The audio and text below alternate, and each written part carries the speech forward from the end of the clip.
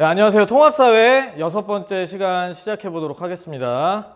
네, 자연환경과 인간에서 이번 시간은 인간과 자연의 관계예요. 저번 시간까지는 인간 생활이랑 자연환경이랑 자연환경 때문에 인간 생활이 어떻게 변화할 수 있는지 또 자연환경에서 어쩔 수 없이 벌어지는 재난들이 우리 생활에 어떻게 영향을 주고 그 재난들을 어떻게 극복해 나갈 수 있는지 좀 사회적인 측면에서 바라보면서 그런 해결점 같은 거 한번 찾아봤습니다. 이번 시간은 인간이 자연을 바라보는 시선에 대해서 배울 거예요. 자, 그러면 학습 목표부터 보겠습니다. 오늘 학습 목표 1번 인간 중심 자연관과 생태 중심주의 자연관을 중심으로 자연에 대한 인간의 다양한 관점. 어렵죠? 좀 말이 어려워요. 보면은 벌써 단어가 낯섭니다.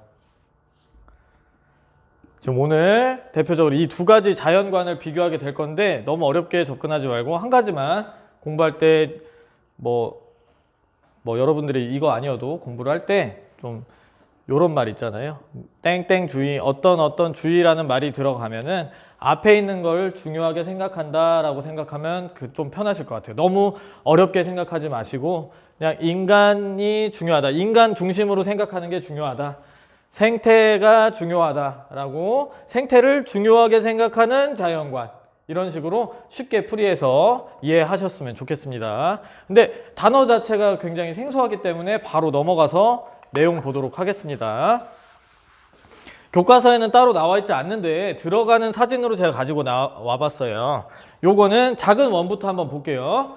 요거는 인간 중심주의라는, 중심이 아니죠? 중심이죠? 중심주의라는 단어예요. 네, 그래서 인간이 중심이 됩니다. 그래서 여기 인간이라고 써있죠? 그래서 인류가 중요하다. 인간만 중요하게 생각하는 거예요. 그렇죠? 그러면 원 하나만 더 넘어가 볼까요? 그러면은 여기는 고등동물이에요. 고등동물. 그래서 이 뜻이 동물 중심주의예요. 그럼 여기는 인간뿐만 아니라 동물들까지 다 포함하는 거예요. 그래서 식물은 포함이 안 되죠. 돌이나 식물, 나무, 꽃 이런 건 포함이 안 돼요. 근데 원을 조금 한 번만 더 넓히면 살아있는 거라고 하면서 생명중심주의가 됩니다. 생명중심주의.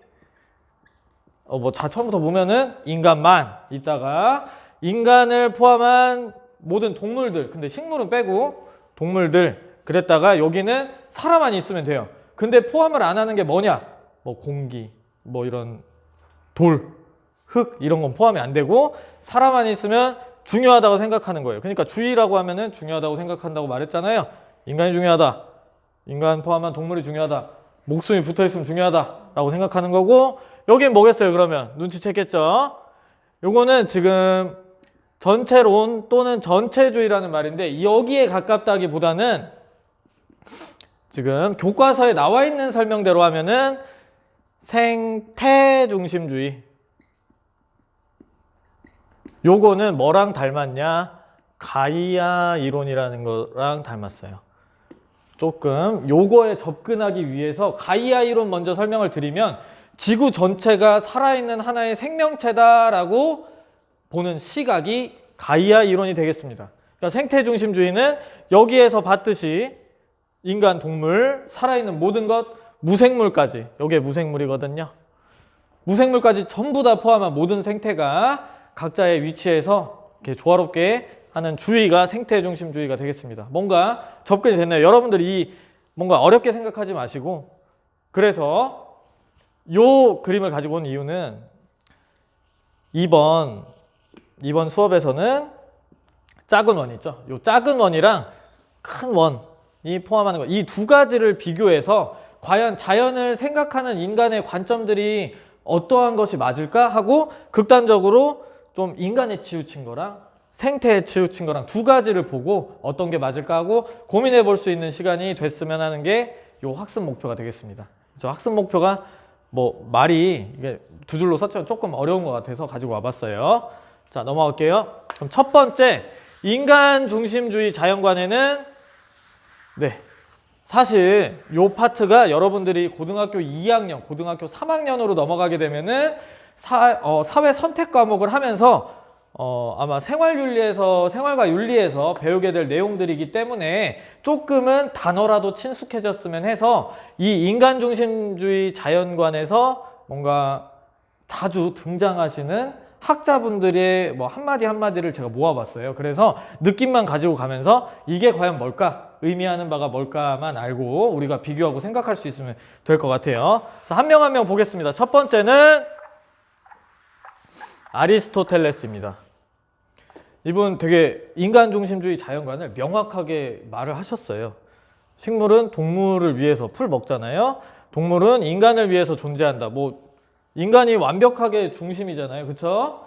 뭐 여지가 없습니다. 다음, 토마스 아퀴나스는 신의 섭리에 의해 동물은 자연의 과정에서 인간이 쓰도록 운명지어졌다. 뭐 할 말이 없어요. 인간이 완전히 중심에 있어요. 인간이 쓰래. 그렇게 신이 얘기를 했다고 하네요. 더 할 말 없죠. 네, 넘어가겠습니다. 프랜시스 베이컨. 아는 것이 힘이다. 이거랑 동물이랑 무슨 상관일까? 이분은 지식을 추구하는 것이 최고의 덕이다 라고 생각을 했어요. 지식을 가장 중요하게 생각한 분입니다. 지식이죠. 지식. 그래서 인간이 없잖아요. 지식을 생성하는 건 인간이기 때문에 인간 이외의 모든 것들, 동물을 포함한 자연 모든 것들은 그냥 지식을 얻기 위한 도구일 뿐이다 라고 생각을 했어요. 그래서 유명한 명언 가지고 와서 그런 식으로 생각을 하는 거죠. 다른 것들은 지식을 얻기 위한 도구다. 데카르트 보겠습니다. 르네 데카르트는 나는 생각한다, 고로 존재한다. 어디서 많이 들어본 말일 거예요. 이분을 생각하면은 항상 의심이라는 단어를 떠올리시면 됩니다. 왜냐? 이분은 존재에 대해서 항상 모든 것들에 의심을 했어요. 그래서 아닐 수도 있다. 모든 것들이 확실하지 않다라고 생각했지만 생각하고 있는 바로 내 자신 자체는 의심할 여지가 없다라고 생각을 했죠. 근데 이 모든 논의가 누구가 중심으로 돌아가죠? 맞아요. 인간이죠. 이렇게 생각하는 게 인간이기 때문에 그래서 뭔가 계층이 있다고 보는 거죠. 이렇게 의심할 수 있는 고등적인 존재와 그렇지 않은 존재라고. 그래서 쭉 이렇게 보면 특징이 있습니다. 뭐 도구적으로 사용한다. 도구적 자연관. 요 분들의 한 말들을 종합해 보면은 인간 중심주의 자연관은 자연을 도구적으로 생각한다는 것을 볼 수 있어요. 그쵸?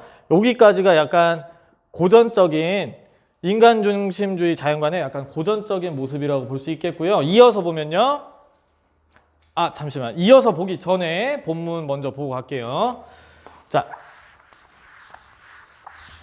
인간 중심주의 자연관은 인간과 자연을 분리하여 바라보는 이분법적 세계관, 두 개로 나눈다는 뜻이죠. 그러니까 인간이랑 자연을 이렇게 나누는데 뭐다? 인간이 이렇게 쓴다고 생각을 하는 거예요.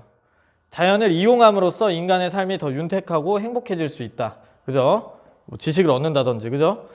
더 나아가 극단적인 인간 중심주의 자연관은 인간을 자연인 우월한 존재로 인식하고 욕구를 충족하는 도구로 여긴다. 그래서 이런 생각들은 환경을 파괴할 수도 있다. 여기까지 내용 나왔네요. 쭉 이어서 보겠습니다. 네, 아까 나눴듯이 여기까지는 고전이에요. 고대. 약간 고대 인간 중심주의 자연관이라고 볼 수 있고요. 여기부터 나오는 거는 약간 학자들의 생각이 조금씩 바뀌기 시작해요. 이제 동물도 조금은 생각을 하기 시작합니다. 그래서 인간의 정서를 위해 이미 이분도 말을 하면서 인간이 좀 중심에 있긴 해요. 인간의 정서를 위해서 자연에 대한 의무만 있다. 존재는 인정한다. 이게 내용을 깊게 들어가면 어려울 수 있어서 이런 생각을 시작한 사람이라고 정도만 알고 계시면 될 것 같아요. 이런 논의를 시작한 사람이다 정도로 보면 될 것 같고요. 이분이 조금 핵심적인 얘기를 합니다. 생태계를 파괴하면 현재와 미래의 인간한테 좋을 수가 없어요. 그쵸? 우리가 지금 기름을 다 써버린다거나 나무를 전부 다 베어버리면 끔찍할 거예요. 좋지 않을 거예요. 조금만 지나가도. 그쵸? 그렇기 때문에 사람을 위해서 자연을 존중해야 된다라고 얘기를 했어요. 뭐 자연을 같이 생각하긴 하지만 인간이 중심에 있죠, 아직은. 자, 이어서 볼게요. 이분은 비교적 굉장히 최근 학자분이신데요.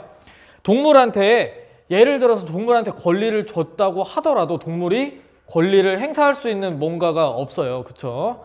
강아지한테 이렇게 권리를 줘도 잘 행사를 못 할 거예요. 뭐 그런 맥락입니다. 뭐 이렇게 많이 소개를 한 이유는 여러분들이 문제를 풀 때 지문에 등장할 수가 있어요. 이런 내용들이. 그렇기 때문에 뭐 다 외우는 것이 아니라 조금 한 번씩이라도 들어보고 맥락만 알고 있다면 어렵지 않게 접근할 수 있겠다 싶어서 좀 많이 가져온 거니까. 네. 그리고 학습지에 뭐 충분히 요 내용보다 많이 정리가 되어서 들어가 있으니까 관심 있으시면 보고요. 네, 넘어가 보겠습니다. 네.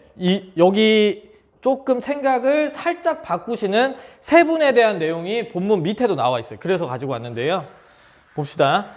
최근 인간중심주의 자연관을 주장하는 사람들은 어떻다고요?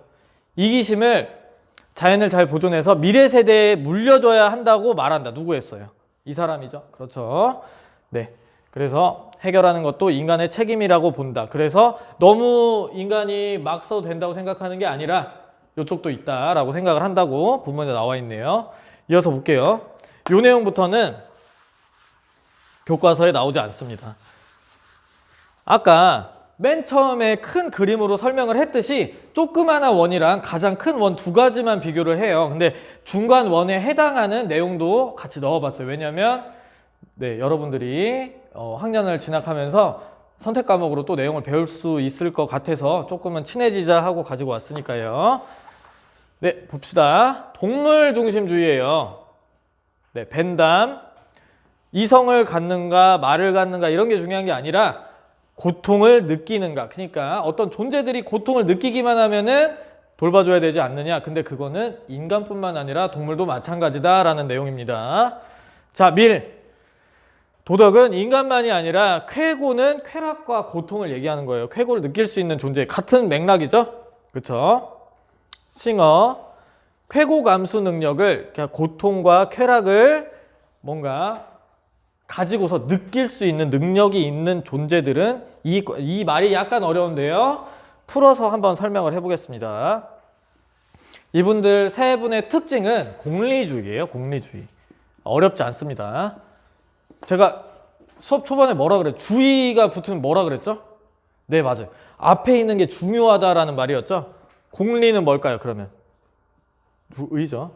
공공의 이익. 이익입니다.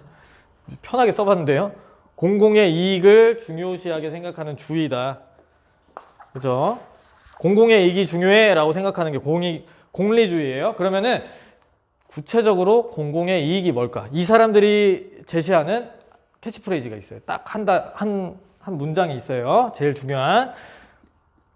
어디서 들어보셨을 거예요.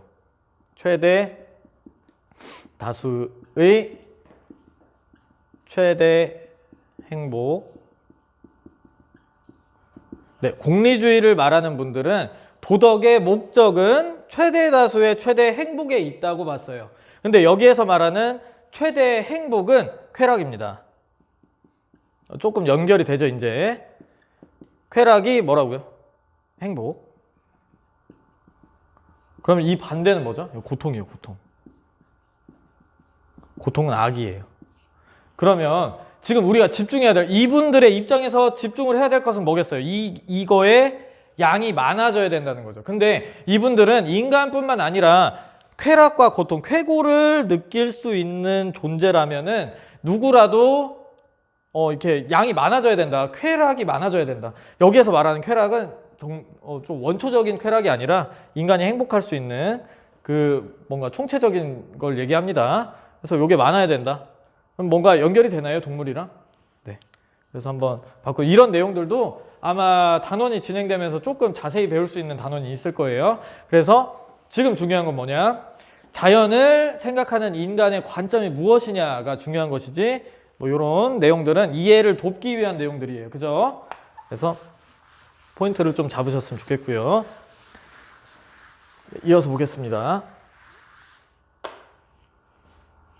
네, 이어서 보면요.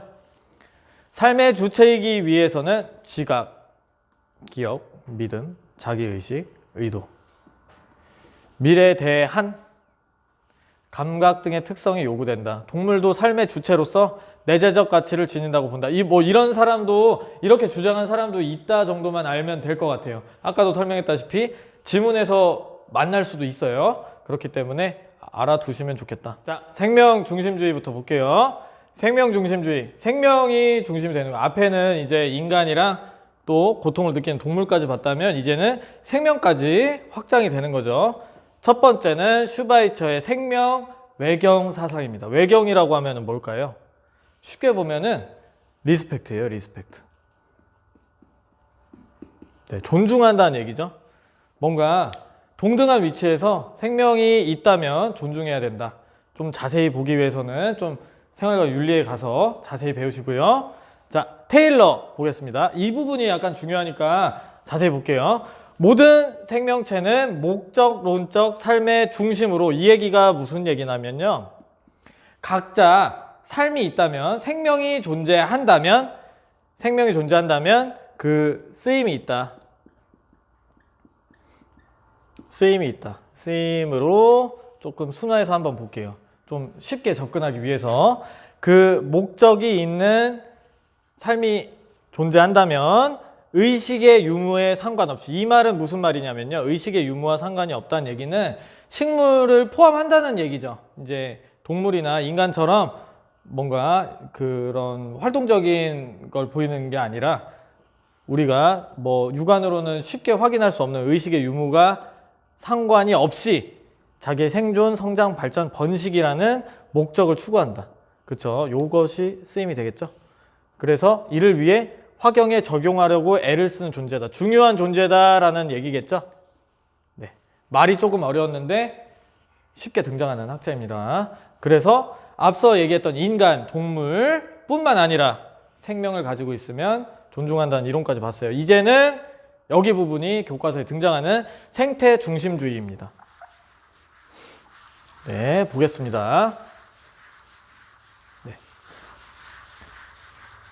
생태 중심주의는 앞에서 말했던 인간, 동물, 식물뿐만 아니라 무생물까지도 다 포함하는 개념이에요. 그래서 대표적인 학자가 어떤 말을 했는지 한번 보겠습니다.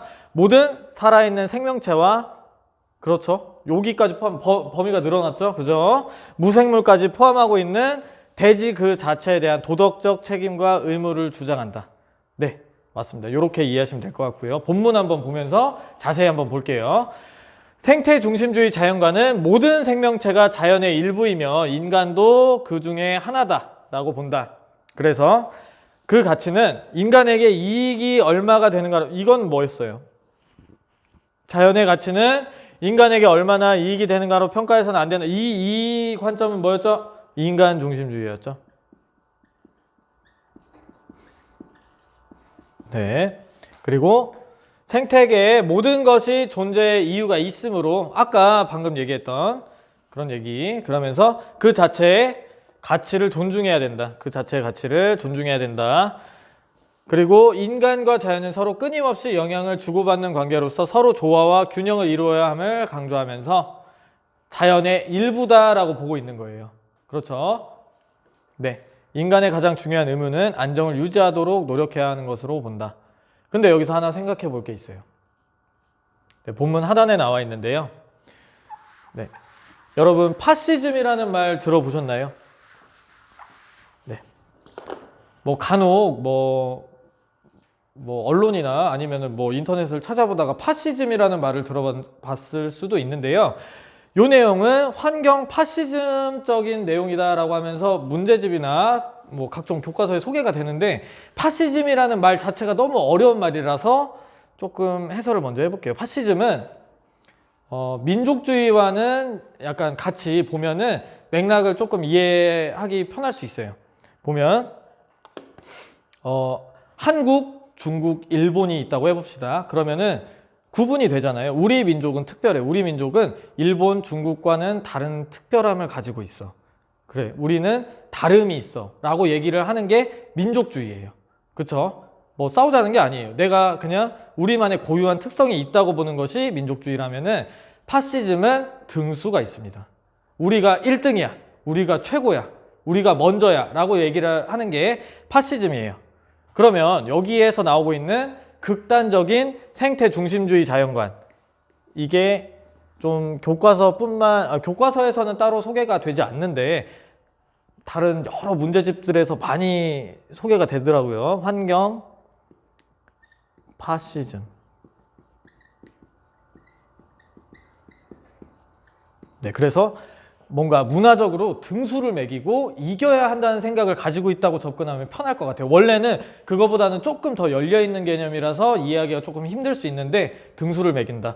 자, 그럼 그런 맥락에서 한번 본문 읽어보겠습니다.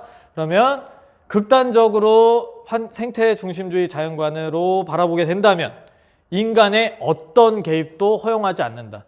즉 이 얘기는 자연이 너무나도 우선시되기 때문에 인간이 등수 밖으로 밀려난 상황인 거죠. 그렇죠.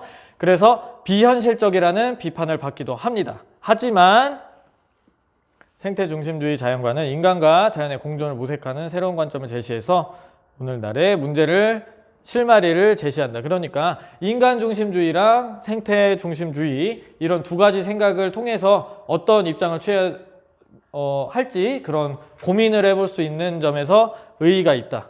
그죠? 네, 여기 앞부분도 한번 생각을 해보세요. 환경 파시즘적인 얘기 등장을 많이 하니까요. 자, 그럼 오늘 수업은 지금 인간이 자연을 대하는 태도, 시각에 대해서 좀 여러 가지로 알아봤습니다. 좀 내용이 저번 시간과 이어서 조금 방대하게 느껴질 수 있어서 좀 프린트로 잘 정리를 해놨으니까요. 첨부 파일 꼭 확인해 보시고요. 오늘 수업은 여기까지 하겠습니다.